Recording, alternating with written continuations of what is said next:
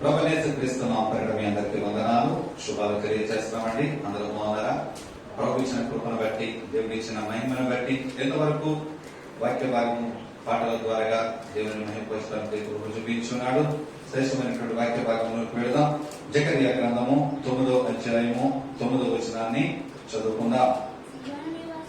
సీయోను నివాసులారా బహుగా సంతోషించుడి, యెరూషలేము నివాసులారా ఉల్లాసముగా ఉండుడి. నీ రాజు నీతిపరుడును రక్షణ గలవాడును జీనుడునై గాడిద పిల్లను ఎక్కి నీ వద్దకు వచ్చుచున్నాడు. ప్రార్థన చేసుకుందాం. దేవాన్ని స్తోత్రములు తండ్రి, పరిశుద్ధుడా మహోన్నతానికి వందనాలు స్తోత్రములు తండ్రి. చదవబడిన లేఖన భాగం మేము ఆలోచన చదవబడి మరొకసారి మేము వచ్చి ఉన్నాము. కనికరించండి, కృప చూపించండి ప్రభువా. అయ్యా, చదవబడిన లేఖన భాగం నుంచి నాతో నువ్వు ఏమైతే మాట్లాడదలుస్తున్నావో తండ్రి ప్రభువా. అయ్యా, నిలబడి ఉన్నది నేనైనప్పటికైనా నిలబెట్టిన వాడు నీవు తండ్రి, మాట్లాడుచున్నది నేనైనప్పటికైనా మాట్లాడుచున్న వాడు నీవు తండ్రి ప్రభువా. మీరు సహాయం చేయండి. నీ ఆత్మశక్తి గల మాటల ద్వారా నాతో మీరు మాట్లాడండి. రెండంచెలుగా మీ వాడగల ఖడ్గముతో నన్ను మమ్మల్ని తండ్రి ప్రభువా అయ్యా మీరు వాడుకొని మీ నామానికి మహిమకరంగా నిలబెట్టి తండ్రి ప్రభువా. వెతబడుతున్న ఆత్మీయ ఆహారం ఏది కూడా వ్యర్థముగా పోకుండా ప్రతి హృదయంలోనికి తండ్రి ప్రభువా చేర్చబడిలాగా సహాయం చేసి కృప చూపించమని, నీ నామానికి మహిమ తెచ్చుకోమని యేసుక్రీస్తు అడుగుచున్నాను మా పరలోకపు తండ్రి, ఆమేన్. చదవబడిన వాక్య భాగంలో మనం చూసినట్లయితే కనుక, సీయోను నివాసులారా బహుగా సంతోషించుడి, యెరూషలేము నివాసులారా ఉల్లాసముగా ఉండుడి. నీ రాజు నీతిపరుడును రక్షణ గలవాడును దీనుడునై గాడిద పిల్లను ఎక్కి నీ యొద్దకు వచ్చుచున్నాడు. హల్లెలూయా. చదవబడిన వాక్య భాగం మనం ఆలోచించినట్లయితే కనుక, నీ రాజు నీతిపరుడు జీనుడుగా నీ దగ్గరికి వచ్చుచున్నాడు అంటే ఈరోజు ప్రత్యేకించి ఒక ప్రాముఖ్యమైన దినముగా లోకమంతటిలోనూ అనేక మంది అనేక మందిరాలలో ఒక ప్రాముఖ్యమైన విషయాన్ని జరుపుకుంటున్నారు. ఏమిటండి? మట్టల ఆదివారం. మట్టల ఆదివారం అని అసలు బైబిల్లో ఎక్కడ ఉంది? ఎక్కడ కూడా మనకు కనిపించదు. అయినప్పటికైనా మట్టల ఆదివారం జనులు చేసుకుంటూనే ఉన్నారు. ఎందుకంటే యెరూషలేములోకి ప్రవేశిస్తున్నటువంటి దేవుడు తన మరణానికి అప్పగింపబడక మునుపు రాజుగా విజయోత్సవంగా రావాలి అని చెప్పి జకర్యా ప్రవక్త ఏ విధముగైతే ప్రవచనాత్మకమైన మాటలు మాట్లాడాడో, ప్రవక్తల యొక్క ప్రవచనాలను నెరవేర్చడానికి యెరూషలేముకు దేవుడు ప్రయాణమై వస్తున్నాడు. అంతకుముందు దేవుడు యెరూషలేముకు రాలేదంటారా? వచ్చి ఉన్నాడండి. అయినప్పటికైనా ఇప్పుడు రాబోతున్నటువంటి ఈ రాక ఒక ప్రత్యేకమైనది. దేని కొరకంటే, అంతవరకు ప్రవక్తలు ప్రవచించిన కార్యములన్నీ కూడా దేవుడు నెరవేర్చుకుంటూ వచ్చాడు. కానీ జకర్యా ప్రవక్త ప్రవచించినటువంటి ఇప్పుడు చదవబడిన వాక్యము, నీ రాజు ఎలా రాబోతున్నాడు? జీనుడుగా రాబోతున్నాడు, నీతిపరుడుగా రాబోతున్నాడు, ప్లస్ గాడిద పిల్లను ఎక్కి రాబోతున్నాడు అని దేవుడు ప్రవక్త ద్వారా ప్రవచింపబడినటువంటి మాట నెరవేర్చడానికి గాడిదనెక్కి వచ్చుచున్నాడు. కానీ లూకాసు వార్తలో గాని, మత్తయి మార్కు యోహాను వార్తలలో గాని పండగ అనే మాట మనకు అక్కడ కనిపించదండి.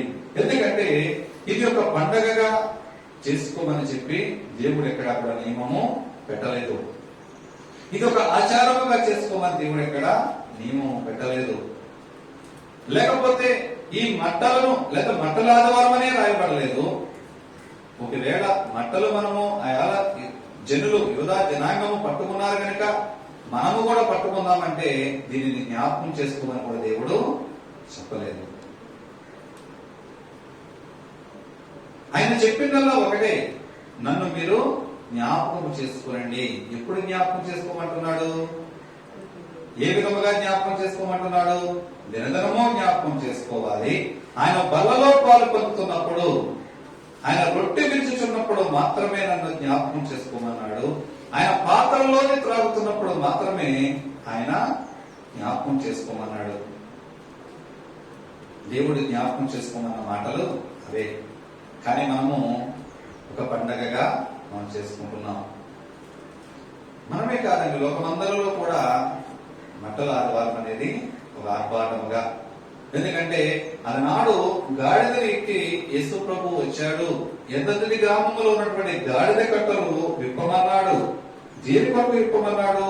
దానికి దేనికి సూచన అని మనం ఆలోచించినట్లయితే కనుక, బంధింపబడినటువంటి ఈ లోకంలో ఉన్నటువంటి జనులు అనేక కట్ల ద్వారాగా శారీరకమైన మానసికమైన బలహీనతలు కావచ్చు, అనారోగ్య సమస్యలు కావచ్చు, కుటుంబ సమస్యలు కావచ్చు, ఆర్థికపరమైన సమస్యలు కావచ్చు, అనేక విధాలుగా అనేక కట్ల చేత బంధింపబడినటువంటి జనులకు విడుదల కలిగించాలి అన్న ఉద్దేశంతో అక్కడ కట్టబడినటువంటి గాడిద కట్లు మొదటిగా ఇవ్వబడి ఉన్నాయి.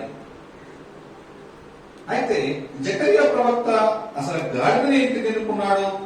గాడిదని ఎక్కి ఎందుకు వస్తాడని చెప్పాడు? గుర్రాలు లేవంటారా? రథాలు లేవంటారా? రాజుల మీద ఎలా వస్తారండి? రథాల మీద వస్తారు, గుర్రాల మీద వస్తూ ఉంటారు. కానీ అక్కడ జకర్యా ప్రవక్త దేని గురించి మాట్లాడు? నీ రాజు గాడిదను, గాడిద పిల్లను ఎక్కి వస్తానంటున్నాడు. అంటే గాడిద దేనికి సూచన అంటే సమాధానమునకు సూచనగా కనిపిస్తుంది. అంటే గుర్రం మీద వచ్చేవాడైతే కనుక యుద్ధానికి వస్తున్నాడని సూచన అయితే, గాడిద మీద వస్తే సమాధానపు వార్త తీసుకొస్తున్నాడు. అంటే యేసు ప్రభు ఈ లోకంలోకి దేని కొరకు వచ్చాడు అని మనం ఆలోచించినట్లయితే కనుక, ఆయనే సమాధానకర్తగా ఉన్నాడు. ప్రజలందరికీ తండ్రికి మధ్యలో సమాధానం ఏర్పరచాలన్న ఉద్దేశంలో యెరూషలేములోకి ఆయన ప్రయాణం చేస్తున్నాడు. అంతకుముందు అనేక పర్యాయాలు వెళ్ళాడండి. అయినప్పటికైనా సరే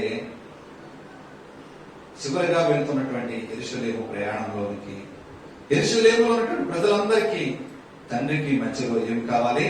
సమాధానం దయచేయబడాలి, శాంతి దయచేయబడాలి అని సమాధానానికి గుర్తుగా అక్కడ జకర్యా ప్రవక్త గాడిదను ఎన్నుకున్నట్లుగా మనకు చూపిస్తూ ఉంది.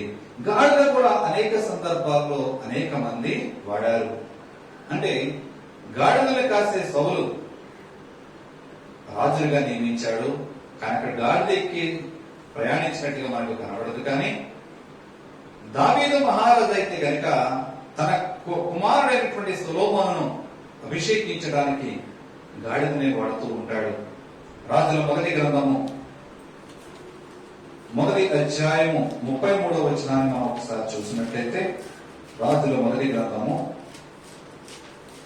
1వ అధ్యాయము 33వ వచనం, 33వ వచనం.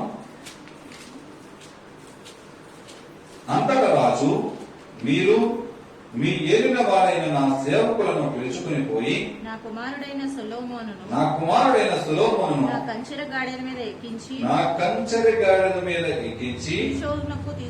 గీబోరునకు తీసుకుని పోయి హల్లెలూయా హల్లెలూయా నా కంచెర గాడిదను. అంటే దావీదు కూడా ఏముందండి? కంచెర గాడిద ఉంది. రాజు అంటే దావీదు మహారాజు అంటే గనక చుట్టుపక్కల ఉన్న సంస్థానం మీద కూడా రాజు, చక్రవర్తి. ఆయనకు లెక్కలేని గుర్రాలు ఉన్నాయి, రథాలు ఉన్నాయి, ఆస్తిపాస్తులు ఉన్నాయి. అయినప్పటికైనా తనకు కూడా ఏముంది? ఒక కంచెర గాడిద ఉంది. తన కుమారుడైనటువంటి సొలొమోనును అభిషేకించడానికి ప్రవక్త ద్వారాగా మాట్లాడుతున్నాడు. అక్కడ ఉన్నటువంటి పెద్దలతో మాట్లాడుతున్నాడు. నా కుమారుడైన సొలొమోనును నా కంచెర గాడిద మీద ఎక్కించుకుని తీసుకుని పోండి అభిషేకించడానికి. దేని కొరకంటే కంచెర గాడిద సమాధానానికి సూచనగా, సమాధానకరమైనటువంటి వార్తకు సూచనగా కంచెర గాడిదను వాడినట్లుగా మనకు ప్రభువు తెలియజేస్తున్నాడు. అటువంటి సమాధానం ఇవ్వడానికి దేవుడు కంచెర గాడిదను ఎక్కినట్లుగా జకర్యా ప్రవక్త ముందుగా మాట్లాడి ఉన్నాడండి. ఎందుకంటే మన రాజు ఎలాంటి వాడంటే నీతిపరుడు, సమాధానకర్త అయినటువంటి దేవుడు. యెషయా గ్రంథము 9వ అధ్యాయం 6వ వచనంలో మనం చూసినట్లయితే కనుక ఆయనకు పేరు కూడా పెట్టబడినది, సమాధానకర్తకు అధిపతి. ఎవరండి మన రాజు? సమాధానకర్తకు అధిపతి. ఈనాడు సమాధానం లేని ప్రజలు లోకంలో అనేక మంది ఉంటున్నారు. ఈనాడు లోకంలో అనేక మంది శాంతి లేక అనేక మంది జీవిస్తున్నారు. మనశ్శాంతి కొరవైనటువంటి ప్రజలు అనేక మంది చూస్తున్నారు. అయినప్పటికైనా మన రాజు ఎలాంటి వాడంటే సమాధానకర్తకు అధిపతి అయినటువంటి రాజు. నీ హృదయంలో సమాధానం లేకపోతే, నీకు శాంతి లేకపోతే, నువ్వు ఆ శాంతితో కొట్టుమిడలాడుచుంటే ప్రభువైన యేసుక్రీస్తు నీ హృదయంలోకి ఆహ్వానిస్తే కనుక నీకు శాంతిని ఇవ్వడానికి, నీకు సమాధానం ఇవ్వడానికి ఈనాడే ప్రభువు సిద్ధంగా ఉన్నాడండి. నువ్వు లోకంలో ఎక్కడికి వెళ్ళినప్పటికైనా నీకు శాంతి దొరకదు. నువ్వు ఎక్కడికి వెళ్ళినప్పటికైనా సమాధానం దొరకదు. నా అనుకున్న వారు ఒకవేళ నిన్నప్పుడు ఆదరిస్తారని నువ్వు అనుకుంటున్నావు, కానీ నీ కష్ట సమయాలలో నేను దొరికిపడిచే అవకాశం లేకపోలేదు. కానీ యేసయ్య ప్రేమ అలాంటిది కాదండి. నీకు సమాధానం ఇవ్వడానికి లోకములకు వచ్చాడు. నీకు నీతిని తీర్చడానికి లోకములకు వచ్చాడు.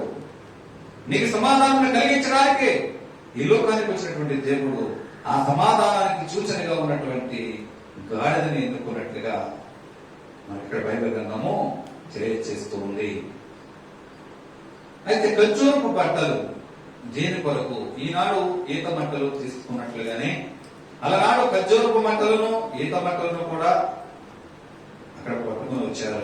అయితే ప్రభువైన యేసుక్రీస్తు తన శిష్యులకు ఎక్కడికి వెళ్ళమని చెప్పాడు? ఎదరి గ్రామంలో ఉన్నటువంటి లూకాసు వార్త 19వ అధ్యాయము 29వ వచనాన్ని చూద్దాం. ఆయన ఒలీవల కొండ దగ్గరనున్న బెత్ఫగే బెతానియా అను గ్రామముల సమీపంలో వచ్చినప్పుడు తన శిష్యులిద్దరిని పిలిచి ఎదుటనున్న గ్రామమునకు వెళ్ళుడి. మీరు ఎదుటనున్న గ్రామమునకు వెళ్ళి మీరు ప్రవేశింపగానే కట్టబడి ఉన్న ఒక గాడిద పిల్ల మీకు కనబడును. దాని మీద ఏ మనుషుడును ఎన్నడూను కూర్చుండలేదు. దానిని విప్పి తీసుకుని రండి. హల్లెలూయా, హల్లెలూయా. మీరు ఎంతటి గ్రామానికి వెళ్ళండి. ఎంతమందిని పంపించాడండి? 2 పంపించాడు. ప్రభువైన యేసుక్రీస్తు ఈ లోకంలోనికి తాను రావడమే కాదు, కానీ తాను ఎక్కడికి వెళ్ళినప్పటికైనా, తండ్రికి ప్రార్థన చేయడానికి వెళ్ళినప్పటికైనా తనతో పాటు మరొకరిని తీసుకువెళుతూ ఉండేవాడు. లోకంలోని వర్తమానం ప్రకటించుటకు, దేవుని రాజ్యమును గురించి ప్రకటించుటకు తన శిష్యులను పంపించేటప్పుడు కూడా ఇద్దరిద్దరుగా పంపించాడు. తన ప్రయాణం కొరకు గాడిదను తీసుకురమ్మడానికి కూడా దేవుడు 2 పంపించాడు. లోకంలోనికి సేవకులను పడుతున్న వారు కావచ్చు, విశ్వాసాలను పడుతున్న వారు కావచ్చు, దేవుని కూర్చిన వార్త ఎవరికి ప్రకటించాలన్నప్పటికైనా, ఏ విశ్వాసాన్ని దర్శించాలన్నప్పటికైనా దేవుడు ఎంతమందిగా వెళ్ళమన్నాడు? 2 వెళ్ళమన్నాడు. ఈనాడు లోకంలో సేవకులను పడుతున్న వారు ఒంటరిగా వెళ్తున్నారండి. ఒంటరిగా వెళ్ళమని దేవుడు చెప్పలేదు. ఒంటరిగా విశ్వాసంతో నీకు ఏ పని? ఒక విశ్వాసమే కావచ్చు, ఒక సేవకుడమే కావచ్చు, ఎవరైనప్పటికైనా ప్రభువు చెప్పుకున్న మాట 2 వెళ్ళాలి. భార్యాభర్త వెళ్ళొచ్చు, లేకపోతే తోటి సహోదరుడిని తీసుకుని వెళ్ళొచ్చు, లేకపోతే దాసురాలైతే తోటి సహోదరులను తీసుకుని వెళ్ళొచ్చు. కానీ ఒక్కొక్కరిగా మాత్రము సేవకుడు కావచ్చు, సేవకురాలు కావచ్చు, ఒక్కరొక్కరుగా వెళ్ళకూడదు. మీ మధ్యలో 3వ వ్యక్తి ఉండాలి. 2 వెళ్ళమని దేవుడు మాట్లాడుతున్నాడు. ఇక్కడ గాడిదని తీసుకురావడానికి కూడా 2 వ్యక్తులను పంపించి ఆ గాడిద మీద ఇంతవరకు ఎవరు కూడా కూర్చుని ఉండలేదు. శిష్యులను గాడిదలను ఎత్తుకోరమన్నాడా? లేకపోతే నా కొరకు ఈత మంటలు తీసుకురండి, లేకపోతే నా కొరకు ఖర్జూరపు మంటలు తీసుకురండి, నా కొరకు వస్త్రాలు తీసుకురమని దేవుడు ఏమో చెప్పాడండి? ఏమీ చెప్పలేదు. దేవుడు మాట్లాడిందల్లా నా కొరకు గాడిదలు తీసుకురండి. కానీ ఖర్జూరపు మంటలు, ఈత మంటలు దేని కొరకు వచ్చినాయి? దేని కొరకు వాడబడ్డాయి? ఎందుకు తీసుకుని వచ్చారు అని మనం ఆలోచించినట్లయితే కనుక లేవియాకాండము 23వ అధ్యాయము, లేవియాకాండము 23వ అధ్యాయము 40వ వచనాన్ని చదువుకుందాం. 23వ అధ్యాయము 40వ వచనం. మొదటి దినమున మీరు దబ్బ పండ్లను ఈత మంటలను గంజి చెట్టు కొమ్మలను కాలువల యొద్ద నుండు నిరవంజి చెట్లను పట్టుకొని 7 దినములు దినమున దేవుడైన యెహోవా సన్నిధిని మీ దేవుడైన యెహోవా సన్నిధిని ఉత్సహించుచుండవలెను. హల్లెలూయా. దేవుడైన యెహోవా మాట్లాడిన దేని కొరకు ఇక్కడ నియమం పెట్టాడంటే, పస్కా పండుగ గురించి దేవుడు మాట్లాడుతూ మొదటి దినమున మీరు వచ్చే పద్ధతి ఎలా రావాలి అంటే గనక ఈత మట్లతోనూ ఖర్జూరపు మట్లతోనూ లేకపోతే దబ్బ పండ్లతోనూ అనేక విధాలైనటువంటి కొమ్మలతో మీరు వచ్చి 7 దినములు కూడా యెహోవా మందిరంలో ఏం చేయాలి?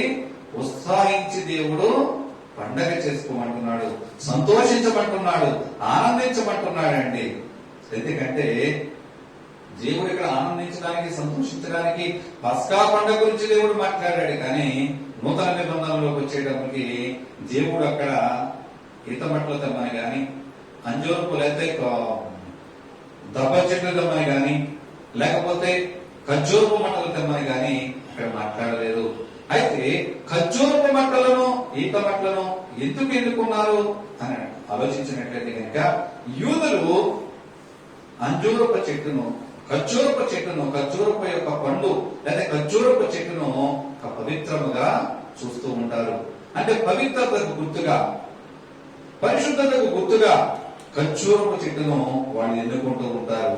అంటే ఖర్జూరపు చెట్టు దేనికి సాదృశ్యంగా ఉన్నదంటే పవిత్రతకు సాదృశ్యంగా వాళ్ళు చూస్తూ, దేనికైనప్పటికైనా, ఏ పండగలో అయినప్పటికైనా వాళ్ళు ఆనందించడానికి ఖర్జూరపు మట్టలు పట్టుకుని కేకలు వేస్తూ, గంతులు వేస్తూ దేవునికి స్తుతియాగం అర్పిస్తూ ఉంటారు.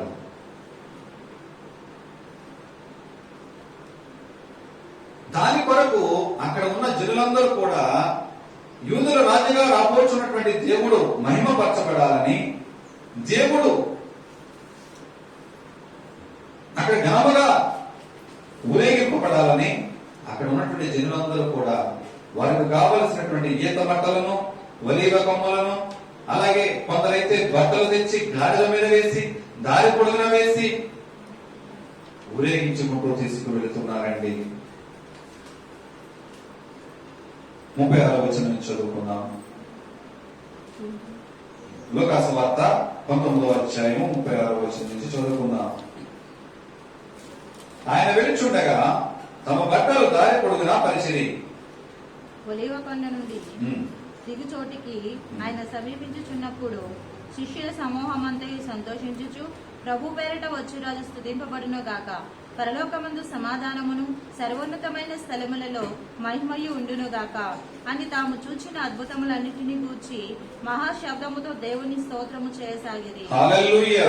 అయితే అక్కడ ఉన్నటువంటి జనులందరూ కూడా ఒలీవ కొండ దిగు చోటికి ఆయన సమీపించినప్పుడు శిష్యులందరూ కూడా, అక్కడ ఉన్న ప్రజలందరూ కూడా ప్రభువు పేరట వచ్చు రాజు స్తుతింపబడును గాక, ప్రభువు పేరట వచ్చు రాజు. ఏ రాజు అయితే ఆత్మైన దేవుడి ఈ లోకములకి మానవ మాత్రంగా వచ్చి ఉన్నాడో ఆ రాజు ప్రభువు పేరట వచ్చుచున్నాడు కనుక ఆ రాజు స్తుతింపబడును గాక, పరలోకమందు సమాధానమును, సర్వోన్నతమైన స్థలములలో మహిమ కలుగును గాక అని గానపతి గానాలతో, ఉత్సవములతో ఖర్జూరపు మంటలు పట్టుకుని, ఈత మంటలు పట్టుకుని గంతులు వేయచ్చు దేవునికి ఆనంద గ్రహణములు చేయొచ్చు ఉన్నారండి. కానీ ఎక్కడ కూడా ప్రభు వారిని మంటలు తెమ్మని చెప్పలేదు, ఎక్కడా కూడా ఖర్జూరపు మంటలు తీసుకురమ్మని చెప్పలేదు. పండగ దినములలో వారు ఒక రాజును ఊరేగించాలి, సంతోషించాలి, ఆనందించాలి అని ఆలోచన కనుక, లేకపోతే అటువంటి సందర్భం కనుక వస్తే వారు మొదలు చేసే పని ఖర్జూరపు మంటలు తీసుకుంటారు. మేము చేస్తున్న పని ఎలాంటిది? పవిత్రమైన పని, పరిశుద్ధమైన పని. ప్రభు పేరున వచ్చుచున్న రాజు స్తుతింపబడాలి కనుక అటువంటి రాజును స్తుతించే ప్రతి ఒక్కరు కూడా పరిశుద్ధముగా స్తుతించాలి, పవిత్రముగా స్తుతించాలని చెప్పి ఆ పవిత్రతకు గుర్తుగా వారు ఖర్జూరపు మంటలు తెచ్చుకున్నారు. కానీ ఈనాడు నేటి క్రైస్తవులలో ఉన్నటువంటి అనేక మంది ప్రజలు ఈనాడు లోకములోనికి ఎలా తిరుగుతున్నారండి? ఈత మంటలు పట్టుకు తిరుగుతున్నారు. కానీ దేని కొరకు ఈత మంటలు పట్టుకు తిరుగుతున్నారు? ఆర్భాటంలో తిరుగుతున్నారే గాని సమాధానానికి గుర్తుగా ఉన్నటువంటి ప్రభువును మహిమపరచాలని, ప్రభువును కూర్చున్న వార్త నశించుకున్న ఆత్మలకు ప్రకటించాలన్న ఆలోచనతో తిరగట్లేదు. మరి ఈత మట్టలో తిరుగుతున్నారు. ఆడ ప్రభువు గాడిద ఎక్కొచ్చాడు కదా, మరి గాడిదను కూడా తీసుకురావాలిగా. గాడిదను మాత్రం తీసుకొచ్చుకోవట్లేదండి. ఎందుకంటే ఆ గాడిద నీవు నేనే. నిన్ను నన్ను ఒక గాడిదగా ఎన్నుకుని దేవుడు త్రోవ తప్పిపోతున్న మన బ్రతుకులు మార్చాలని, అవివేకముగా ఉన్న మనల్ని వివేకవంతులుగా చేయాలని, సమాధానానికి సూచనగా నిన్ను నన్ను వాడుకోవాలని దేవుడు ఆలోచిస్తుంటే, ఆ ఆలోచనకు విరుద్ధముగా లోకమని ఆచారముల ద్వారా మనం పండుగలు ఆచరించుకుంటున్నామే కానీ ప్రభువు యొక్క సవర్తమానము జనులకు ప్రకటించలేకపోతున్నాం. నిజ దేవుని జనులకు ప్రకటించలేకపోతున్నాం. నీతిపరుడుగా సమాధానకర్తగా ఉన్నటువంటి దేవుని లోకములకు మనం చూపించలేకపోతున్నాం. ఎందుకు చూపించలేకపోతున్నాం అంటే నీలోనూ నాలోనే సమాధానం లేదు, నీలోనూ నాలోనే ఒక సాక్ష్యము లేదు, నీలోనే నాలోనే ఒక నీతి లేదు. ఆ నీతి లేని కారణము చేత, సమాధానము లేని కారణము చేత ప్రభువును మనం నీతిపరుడైనటువంటి ప్రభువును, సమాధానకరమైనటువంటి ప్రభువును లోకములకి చూపించలేకపోతున్నామండి. నీ నుంచి నా నుంచి దేవుడు ఆశించేదే. ఆనాడు జనులకు చెప్పలేదు, ఖర్జూరపు మంటలు తెమ్మని దేవుడు చెప్పలేదండి. కానీ జనులందరూ కూడా ప్రభువును ఊరేగించాలని, పవిత్రముగా ఈ కార్యము జరిగింపబడాలని చెప్పి జనులందరూ కూడా ఖర్జూరపు మంటలతో దేవుని ప్రయాణిస్తుండగా ఆ మార్గమంతకులు బట్టలు పరిచేవారు బట్టలు పరిచారు, కొమ్మలు వేసేవారు కొమ్మలు వేశారు. దేవుని ఉత్సహించి సంతోషించి ఆనందగానములు చేస్తూ ఉన్నారు. కానీ నేటి క్రైస్తవుడుగా నీవు నేను ఏం చేస్తున్నాం? నేటి క్రైస్తవుడుగా నీవు నేను ప్రభువు కొరకు ఎలా వాడబడుతున్నాం? ఖర్జూరపు మట్టలంటే, అంజూరపు మట్టలంటే, లేకపోతే ఈత మట్టలంటే తీసుకొస్తున్నారు. ఈత మట్టలు పట్టుకొని మందిరాల్లో తిరుగుతున్నారు, వీధుల్లో తిరుగుతున్నారు. కానీ ప్రభు ఇచ్చే సమాధానం నువ్వు లోకంలో నశించిపోతున్న ఆత్మలకు పంచిపెట్టగలుగుతున్నావా? ప్రభు ఇచ్చే శాంతిని లోకంలో నశించిపోతున్న ఆత్మలకు నీవు పంచగలుగుతున్నావా? ప్రభు నీతిపరుడుగా వచ్చి ఉన్నాడు. అటువంటి నీతిని లోకంలో అన్యాయస్తుల ముందు నువ్వు కనబరచగలుగుతున్నావా? కనబరచలేని నీ ఆచారము దేని కొరకు? ప్రభువు కనబరచలేనిటువంటి నీ ఆచారములు దేని కొరకు? ప్రభువు మాట్లాడుచున్నాడు కదా, నా నీతిని నా రాజ్యము వెతకమంటున్నాడండి. నన్ను జ్ఞాపకం చేసుకోండి. ఎప్పుడు జ్ఞాపకం చేసుకోమంటున్నాడు? ఆయన బల్ల విరిచేటప్పుడు, ప్రభువు బల్ల విరిచేటప్పుడు మాత్రమే ప్రభువుని జ్ఞాపకం చేసుకోమంటున్నాడు. ఏ పండగ కూడా దేవుడు ఆచరించమని చెప్పలేదండి.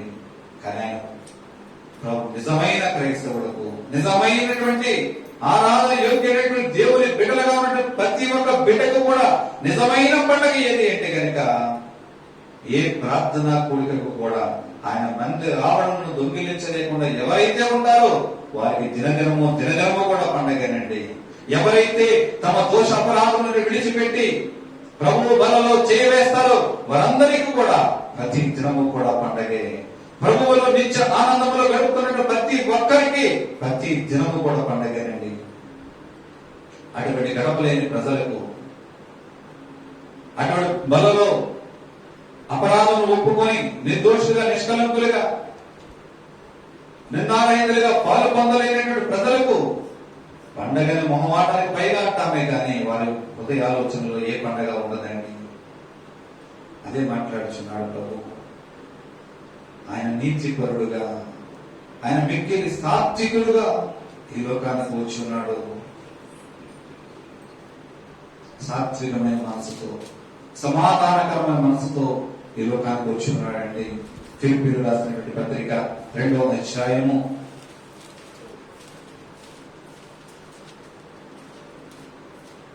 2వ అధ్యాయము 5వ వచనం నుంచి చదువుకుందాం.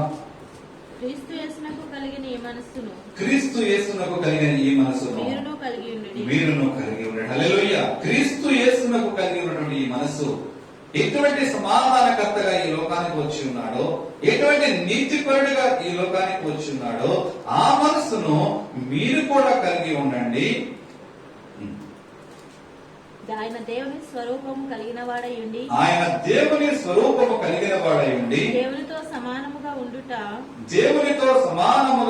విడిచిపెట్టకూడదని భాగ్యమని ఎంచుకొనలేదు గాని మనుషుల పోలికగా పుట్టి దాసుని స్వరూపమును ధరించుకుని తన్ను తాను రిక్తునిగా చేసుకొనెను.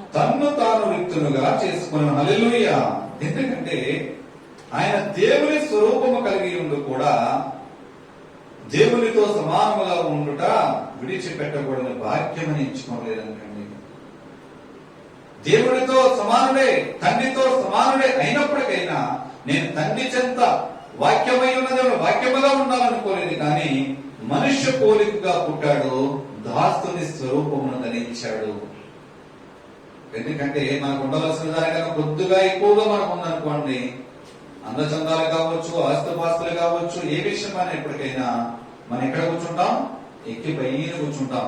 ఎందుకంటే వెళ్ళే ఏ మనిషి కూడా మనకు కనపడడు, వెళ్ళేవాడిని వచ్చేవాడిని పిలిచి మరీ తిరుగుతూ ఉంటాం. కానీ ప్రభువైన యేసుక్రీస్తు దేవాతి దేవుడుగా ఉన్నప్పటికైనా సరే మనుష్య స్వరూపంలోనికి లోకంలోకి వచ్చాడు, మనిషిలో మనిషిగా వచ్చాడు, కానీ దాసుని స్వరూపం పొందాడు. అదే మాట్లాడతాడండి, నేను సేవ చేయడానికి వచ్చాను, నేను సేవ చేయించుకోవడానికి రాలేదు, నేను పరిచర్య చేయడానికి వచ్చాను, నేను మీతో పరిచర్య చేయించుకోవడానికి కాదు. దేవుడు నిన్ను నన్ను కోరుకునేది అదే. ఈనాడు లోకంలో అనేక మంది ఒకరు ఇద్దరు వెళుతూ ఉంటే ఆ పక్కన బ్యాగు ఈ పక్కన బ్యాగు పట్టుకునేవాడు అనేక మంది, ఒకరు కూర్చుంటే ఆ పక్కన ఈ పక్కన ఉండి ఇసిరేవారు కొంతమంది.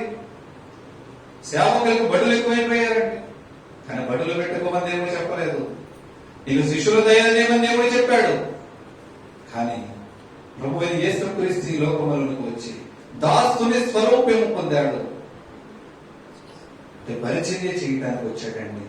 అటువంటి మనసు నీవు ఉండాలని, అటువంటి మనసుతో నీవు ఉండాలని చెప్పి దేవుడు కోరుకుంటున్నాడు. తనకు తానుగా తగ్గించుకున్నాడు, రిక్తుడుగా, అన్ని ఉండి కూడా ఏమీ లేని వాడిగా ఉన్నాడు.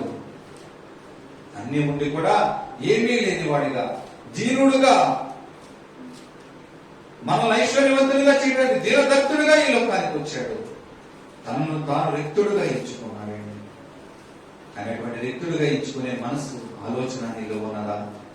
అటువంటి మనసు కలిగి నువ్వు ఈ లోకంలో జీవిస్తే, అటువంటి కృతనిశ్చయముతో ఈ లోకంలో జీవిస్తే, దేవుడు ఏ సమాధానకర్తగా ఈ లోకానికి వచ్చి ఉన్నాడో, ఎటువంటి సమాధానకర్తకు అధిపతిగా ఈ లోకంలో దేవుడు రావడానికి కారణమై ఉన్నదో, కానీ నీవు కూడా లోకానికి అటువంటి సమాధానం పంచిపెట్టేవాడిగా అవుతావని చెప్పి బైబిల్ లేఖనాలు తెలియజేస్తున్నాయి. క్రీస్తు యేసునకు కలిగి ఉండండి, ఈ మనసు మీరు కూడా కలిగి ఉండండి. 8వ వచనం,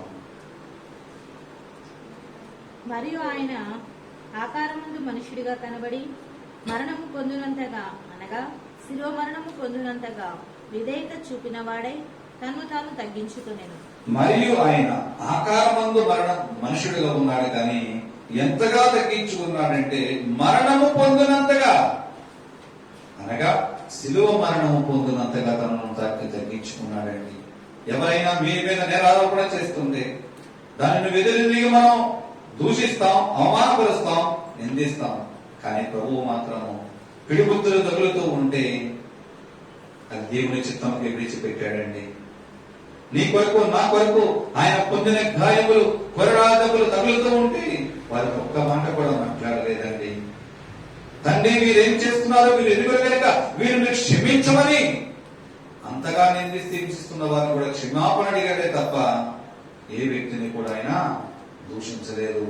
మరణము పొందినంతగా ఆయన తనకు తానుగా విధేయత చూపిన వాడే తన్ను తాను తగ్గించుకున్నాడు.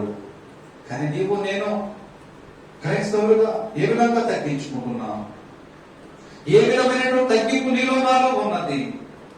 ప్రభు అదే అడుగుతున్నాడు. క్రీస్తు యేసునకు కలిగి ఉన్నటువంటి ఈ మనసు మీరు కలిగి ఉండండి. పండగ చేసుకోవడం కాదు ప్రభు మాట్లాడింది. క్రీస్తు యేసునకు కలిగి ఈ మనసు ఉండి ప్రభు ఏ సమాధానములకు సూచనగా ఉన్నటువంటి గాడిద ఎక్కి యెరూషలేముకు వచ్చి ఉన్నాడో ఆ సమాధానానికి సూచనగా ఉన్నటువంటి ప్రభువు యొక్క వార్త, అసమాధానంతో ఉన్న వారి చెంతకు తీసుకువెళ్ళమని చెప్పి నీతో నాతో మాట్లాడుచున్నాడు దేవుడు. నేటి క్రైస్తవులుగా ఉండవలసినటువంటి మాట ఏమిటి అని మనం ఆలోచించినట్లయితే కనుక తిమోతి రాసినటువంటి 2వ పత్రిక 4వ అధ్యాయము 2వ వచనాన్ని చదువుకుందాం. తిమోతి రాసినటువంటి 2వ పత్రిక 4వ అధ్యాయము 2వ వచనం. వాక్యమును ప్రకటించుము, సమయమందును అసమయమందును ప్రయాసపడము, సంపూర్ణమైన దీర్ఘశాంతముతో ఉపదేశించుచు ఖండించుము, గద్దించుము, బుద్ధి చెప్పుము. హల్లెలూయా. సమయమనక అసమయమనక వాక్యమును ప్రకటించండి, బోధించండి, ఉపదేశించండి. దీర్ఘశాంతముతో ఉపదేశించండి. కొందరు అంటూ ఉంటారు, ఆమె కంటే అనేక రోజులుగా, అనేక వారాలుగా, అనేక నెలలుగా దేవుని మందిరానికి రమ్మంటున్నాను, రావట్లేదండి, నన్ను విసిగిస్తుంది అని అనేక సార్లు మనం విసుగు చెందుతాం, దూషిస్తూ ఉంటాం, అవమానపరుస్తూ ఉంటాం. కానీ దీర్ఘశాంతముతో ఉపదేశం అంటున్నాడు దేవుడు.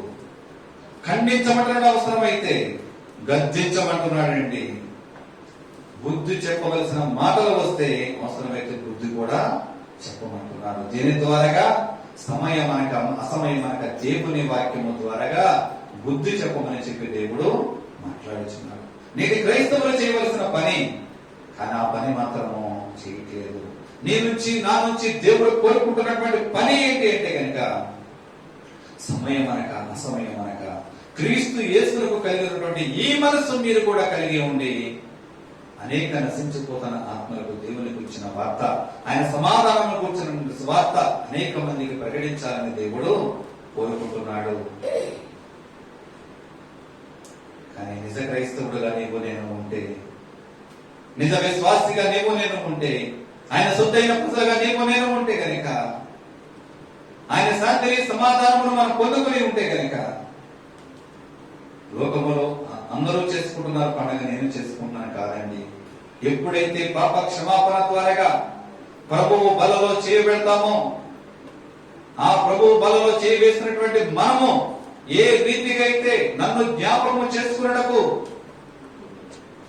ఈ బలను జ్ఞాపకం చేసుకోమన్నాడో, ఈ రొట్టెను ద్రాక్షారసమును గుర్తు చేసుకోమన్నాడో దేవుడు, ఆ గుర్తుగా దేవుడు దినదినము కూడా నిన్ను నన్ను ఆయన పండగలో నడిపిస్తాడు. ఎప్పుడైతే నువ్వు దేవుని మందిరానికి మారకుండా, దేవుని పరిచర్యలో అలుపెరగక నువ్వు ముందుకు కొనసాగుతూ ఉంటావో, ప్రతి దినము కూడా నీ హృదయములో, నీ కుటుంబంలో దినదినము పండగేనండి, దినదినము సంతోషమే, దినదినము సమాధానమే, దినదినము శాంతి సమాధానములతో, నీతి న్యాయములతో నిన్ను నడిపించడానికి దేవుడు సిద్ధముగా ఉన్నాడు. కానీ నీవు నేను ఎలా జీవిస్తున్నాం? మన ప్రభువైన యేసుక్రీస్తు యెరూషలేముకు వచ్చేటప్పుడు గాడిద మీద కోస్తున్నాడు. దేనికంటే తండ్రికి యెరూషలేములో ఉన్నటువంటి ప్రజలకు సమాధానం కలిగింపబడాలని. ఎందుకంటే అంతవరకు కొందరు మాత్రమే ప్రభువును అంగీకరించారండి, కానీ కొందరైతే ప్రభువును అంగీకరించలేదు. అక్కడ శాస్త్రులు పరిశీలైనటువంటి వారు దేవుని వ్యతిరేకిస్తున్నారు, దేవుని నామమును అపమానపరుస్తున్నారు. ఎందుకంటే వారికి ఉన్నటువంటి కీర్తి ప్రతిష్టలు పోతున్నాయని, వారికి ఉన్నటువంటి పేరు ప్రఖ్యాతులు పోతున్నాయని చెప్పి వారి వెనకడుగు వేస్తున్నారు. తన శిష్యులను గద్దించమంటున్నారు. లూకాసు సువార్త 19వ అధ్యాయము 39వ వచనం నుంచి మనం చూసినట్లయితే కనుక, ఆ సమూహంలో ఉన్న కొందరు పరిసయ్యులు, బోధకుడా, మీ శిష్యులను గద్దెంపమని ఆయనతో చెప్పగా, ఆయన వారిని చూచి, వీరు ఊరుకుండిన ఎడల ఈ రాళ్లు కేకలు వేయనని మీతో చెప్పుచున్నా. హల్లెలూయా. ఆ సమూహంలో ఉన్నటువంటి కొందరు పరిసయ్యులు, అందరి గురించి మాట్లాడలేదండి.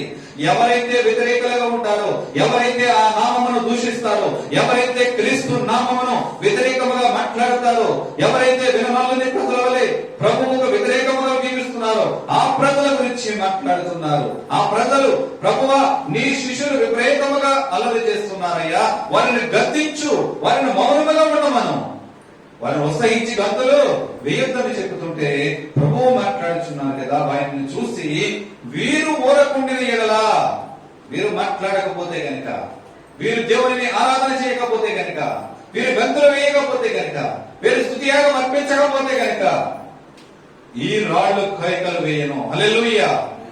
ఒకవేళ మనుషులుగా ఒకవేళ నోరు తెరవబడలేకపోతున్నావేమో, క్రీస్తు బిడ్డని చెప్పుకొని ఒకవేళ ప్రభువు మాటను చెప్పలేనటువంటి మౌన స్థితిలో ఉంటున్నావేమో, నీకన్నా నీ పక్కన ఉన్న రాళ్ల లాంటి మనసును కలిగిస్తానంటున్నాడు దేవుడు. రాళ్లతో కేకలు వేస్తానంటున్నాడు దేవుడు. ఈ రాళ్ళు కేకలు వేయనని మీతో నిశ్చయముగా చెప్పుచున్నాను. మీతో చెప్పుచున్నాను. ఈ రాళ్ళు కేకలు వేస్తాయి, ఈ రాళ్ళు గంతులు వేస్తాయి. మాట్లాడలేకపోయారని ఎవరు కూడా. ప్రభువు అల్లరికి కర్త కాదండి. ఆయన అల్లరికి కర్తగా ఈ లోకంలోనికి రాలేదు. ఆయన మతమును స్థాపించడానికి లోకంలోనికి రాలేదు. ఆయన సమాధానకర్తగా ఈ లోకానికి వచ్చాడు. ప్రతి వ్యక్తికి సమాధానం ఇవ్వడానికి వచ్చాడు. ప్రతి వ్యక్తికి శాంతిని ఇవ్వడానికి వచ్చాడు. ఆయన మార్గమును చూపించడానికి వచ్చాడు. తన మార్గము తప్పుపోయిన ప్రజలు, వినలేని ప్రజలు తన మార్గంలో నడిపించాలని వచ్చాడే కానీ మార్గమును స్థాపించడానికి వచ్చినటువంటి ప్రభువును మతమనే ముద్ర వేస్తున్నారు ఈ లోకములో జనులు. నీటి క్రైస్తవుడిగా ఉన్నటువంటి నీవు ఏం చేస్తున్నావు? ప్రభువు కొరకు ఏ విధముగా కష్టిస్తున్నావు? ప్రభువు కొరకు ఏ విధముగా ప్రయాసపడుతున్నావు? ఏ విధముగా ప్రయాసపడినా ప్రభువు కొరకు అసమయం కనుక నువ్వు ప్రకటిస్తున్నప్పటికైనా ఒంటరిగా వెళ్ళడానికి మాత్రం దేవుడు నీకు అవకాశం ఇవ్వలేదు. ఇద్దరిద్దరుగా వెళ్ళమని మాట్లాడుచున్నాడు దేవుడు. నువ్వు ఒంటరిగా ఒక విశ్వాసి ఇంటికి వెళ్ళినప్పటికైనా, విశ్వాసి దగ్గరికి వెళ్ళినప్పటికైనా అక్కడ అపవిత్రత చోటు చేసుకునే ప్రమాదం ఉన్నదని దేవుడు ఇద్దరిద్దరుగా వెళ్ళమని మాట్లాడుతున్నాడు. క్రైస్తవ జీవితంలో ఉన్నటువంటి నీవు నేను ఆచారముగా అలవాటుగా చేసే పండగలుగా కాకుండా దినదినము ప్రభువు గుర్తు చేసుకున్న పండగగా ఆయన బలంలో చేయి వేద్దాం. ప్రభువు మన కొరకు చిందించిన రక్తమును బట్టి, మన కొరకు ఆయన పొందిన గాయములను బట్టి ప్రభువును జ్ఞాపకం చేసుకుందాం. ఈ లోకంలో నీ కొరకు నా కొరకు రక్తం చిందించేవారు ఎవరు లేరండి. నీ కొరకు నా కొరకు గాయములు పొందేవారు ఎవరు లేరండి. నీ కొరకు నా కొరకు అవమానం పొందేవారు ఎవరు లేరండి. నీ కొరకు నా కొరకు దూషణలు పాలయ్యేవారు ఎవరు లేరండి. మన పాపముల కొరకు, మన అపరాధముల కొరకు దేవాది దేవుడుగా ఈ లోకములకు వచ్చి మానవుడుగా ఈ లోకములో ఉంటూ మనందరి పాప పరిహారార్థమై ఆయన శిలువ యాగం అర్పించాడు అంటే ఆయన ప్రేమ వివరించలేనిది, ఆయన ప్రేమ కొలతలు లేనిదండి, ఆయన ప్రేమ విలువ కట్టలేనిది. అటువంటి ప్రేమమైన దేవుని కలిగినటువంటి నీవు నేను ఎంతో ధన్యులము. ఇటువంటి ధన్యకరమైన స్వర్తమానము అటువంటి ధన్యత లేని ప్రజలకు అందించాలనే ఆశతో దేవుడు ఉన్నాడు. అటువంటి ఆశని కనుక దేవుడికి నువ్వు తీర్చినట్లయితే కనుక నీవు కూడా ప్రభువు ఏ సమాధానానికి గుర్తుగా ఉన్నటువంటి గాడిదని ఎన్నుకున్నాడో అటువంటి గాడిదగా ఉన్నటువంటి నీవు నేను కూడా ఆయన వరకు వాడబడితే అటువంటి సమాధానకరమైన జీవితము నీకు నాకు మనందరికీ కూడా దేవుడు దయచేస్తాడు. అటువంటి గొప్ప పరిశుద్ధాత్ముడు దేవుడు మనందరికీ కలుగజేయను గాక. ఆమేన్. ప్రార్థన చేసుకుందాం. దేవాని స్తోత్రములు తండ్రి, పరిశుద్ధుడా, మహాపరిశుద్ధుడు, మహాగరుడా, మీకే వందనాలు స్తోత్రములు చెల్లించుండగా ఇంతవరకు చెప్పబడిన మాటలను బట్టి తండ్రి ప్రభువా, అవును ప్రభువా, ఆనాడు గాడిదలు ఎదుర్కొనే సమాధానకర్తగా ఈ లోకానికి వచ్చి ఉన్నావు. ఈ సమాధానకరమైన వార్త అనేక మందికి ప్రకటించాలని నువ్వు మాట్లాడుచున్నావు ప్రభువా. కానీ నేటి క్రైస్తవులుగా మేము ఆచారముగా అలవాటుగా చేస్తున్నామే కానీ నీ రాజ్యమున కూర్చున్న వార్త ప్రకటించడంలో అయ్యా నాయన మేము బలహీనమై ఉన్నాం తండ్రి, ఓడిపోయి ఉన్నాము ప్రభువా, దిగజారిపోయి ఉన్నాము తండ్రి ప్రభువా. చెప్పబడిన మాటలను బట్టి మాలో ఉన్న ప్రతి ఒక్క వ్యక్తిని మీరు పురుగులు పట్టి బలపరచండి, ఆదరించి సహాయం చేసి విధమైన ఆత్మీయ ఆహారము తండ్రి ప్రభు ప్రతి హృదయములను 30 60 100 బలభరితముగా వాడుకోండి. నీ నామమైన మాత్రమే నన్ను మమ్మల్ని వాడుకొని ప్రభు చూపించి నామాన్ని మేము తెచ్చుకోమని యేసుక్రీస్తు అడుగుచున్నాను మా పేపర్లో తండ్రి. ఆమేన్. అందరికీ వందనాలండి.